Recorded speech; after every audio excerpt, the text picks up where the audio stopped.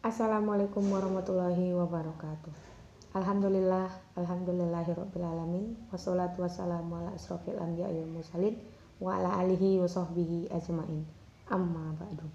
Pertama-tama marilah kita ucapkan puji dan syukur kita atas kehadirat Allah Subhanahu wa taala yang telah memberikan kita nikmat iman, nikmat Islam, nikmat kesehatan.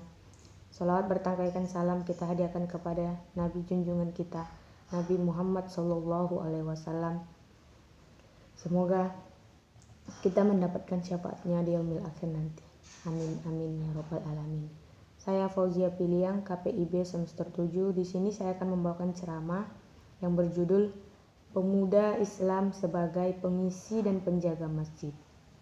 Masjid memiliki fungsi selain untuk kegiatan ritual keagamaan, juga yang paling penting dan menonjol adalah untuk pusat pendidikan.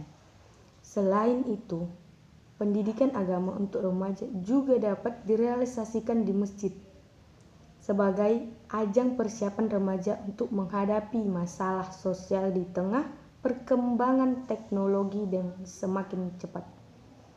Perkembangan teknologi yang semakin canggih memberi dampak moral sosial dan masyarakat yang dapat terasa. Dari beberapa upaya yang patut dilakukan,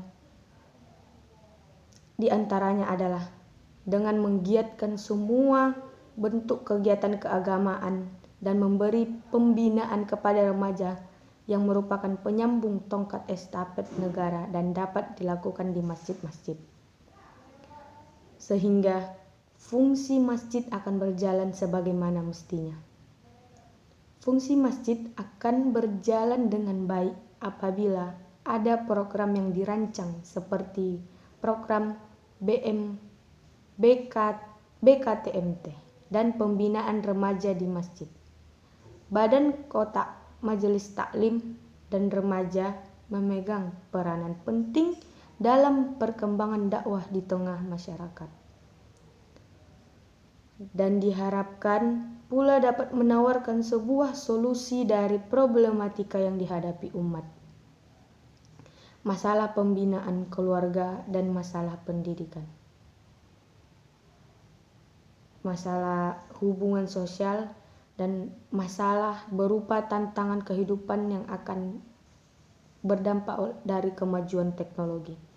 Posisi strategis BKMT yang berdiri sejajar dengan lembaga pendidikan yang lainnya seperti sekolah, madrasah, atau pesantren. Menempatkan diri mengakar di masyarakat sehingga peranannya sebagai sarana pembinaan umat sangatlah penting.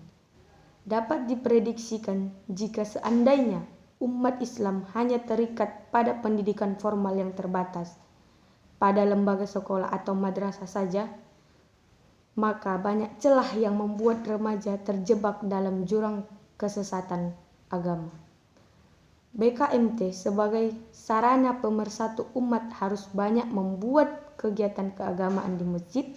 Dengan demikian, masyarakat merasakan pemanfaatan masjid telah teroptimalkan sebagaimana fungsinya dengan baik dan segala bentuk permasalahan sosial seperti kemiskinan ekonomi, krisis moral, dan pendidikan juga akan terbina. Hadirin yang dirahmati Allah, dari beberapa sumber disebutkan, zaman Rasulullah SAW, masjid mempunyai banyak fungsi sosial dan tidak hanya tempat ibadah saja. Pertama, masjid sebagai tempat pendidikan dan pengajaran remaja. Di masjid Nabi mengajarkan sahabatnya. Kedua, masjid sebagai tempat politik dan sosial. Ini membuktikan Masjid Madinah sebagai pusat kegiatan sosial. Masjid dijadikan sarana tempat mengobati korban luka akibat perang dan tempat menyelesaikan beberapa sengketa kehidupan. Nabi juga memberikan instruksi dan pengarahan di masjid.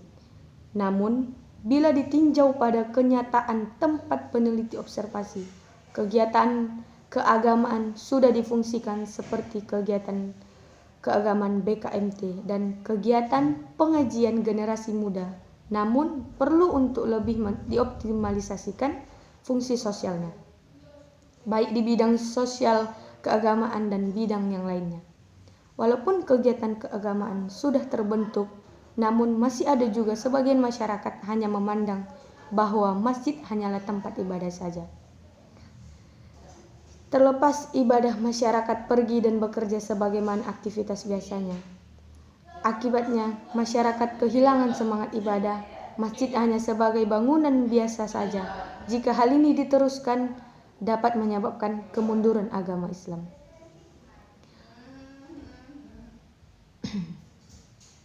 Sekian ceramah yang dapat saya sampaikan.